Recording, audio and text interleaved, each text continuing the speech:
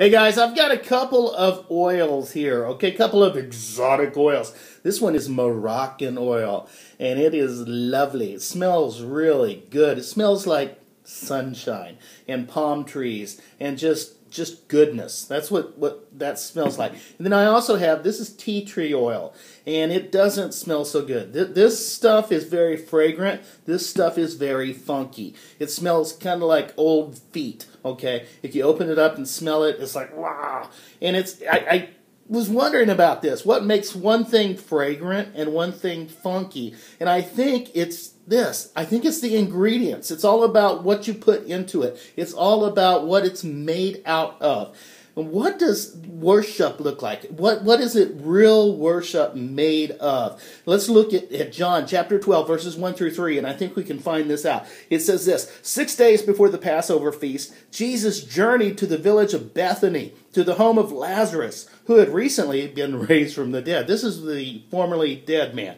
Okay, and where they had hosted him for dinner. Martha, that was Lazarus' sister, was busy serving as the hostess. Lazarus reclined at the table with him. He's kicked back, he's chilled out, he's reclining because it takes a lot of work to get raised from the dead.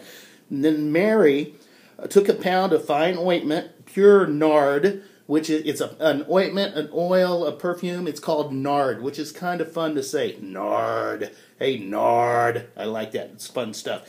She took this nard, which is both rare and expensive, and she anointed Jesus' feet with it. And then she wiped them with her hair, as the pleasant fragrance of this extravagant ointment filled the entire house. Okay, so here's Mary. She is a serious worshiper, and she makes a serious sacrifice, because this is really expensive stuff. This is not cheap stuff, and this is devotion in motion. And she is making the sacrifice. She's acting out of her devotion. She's putting her love for Christ on display. And I think those are the ingredients of worship. That's what real worship looks like. It involves sacrifice, it involves devotion, and it involves love. Here's a couple of crazy thoughts.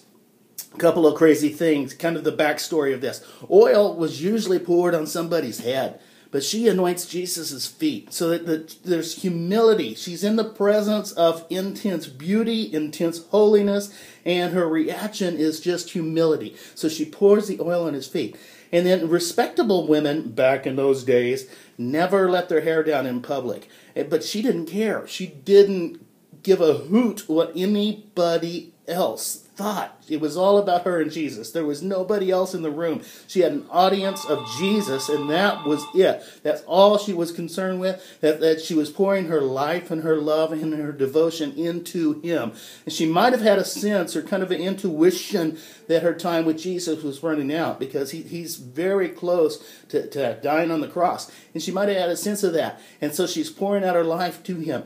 And her worship fills up the joint. It fills up the house with fragrance because it's got the right ingredients: sacrifice, devotion, and love. And it resulted in this sweet smell filling up her environment. We need to be filling our environments with fragrance. Our worship should smell up the place where we're at, which should smell up our environment, should smell up our world, should smell up our lives. What does our worship smell like? And what we put into it is going to determine what comes out of it. What we put into it is going to determine if our worship is fragrant or if it's funky. If we're just worshiping to be seen, if we're worshiping because it's the thing to do, and because, everybody else is doing it, or we're worshiping because we want everybody to notice how holy we are, or what an incredible singer we are, and it's all about performance and not about praise, it's going to be funky, and it's going to stink up the joint. But if our worship is all about sacrifice, if it's about devotion, if it's about love, if we've got the right ingredients, it's going to be a beautiful fragrance. It's going to be a sweet odor to everyone around us. And the end result of Mary's worship is this. In verse 9, it says this: word spread of Jesus' presence. And that's what our praise should do. It should create a stir. It should create some buzz where people are talking about the fact Jesus is alive and Jesus is present in this place. God bless you guys. Go out and worship him. Practice some sacrifice. Practice some devotion. Practice some love. Giddy up.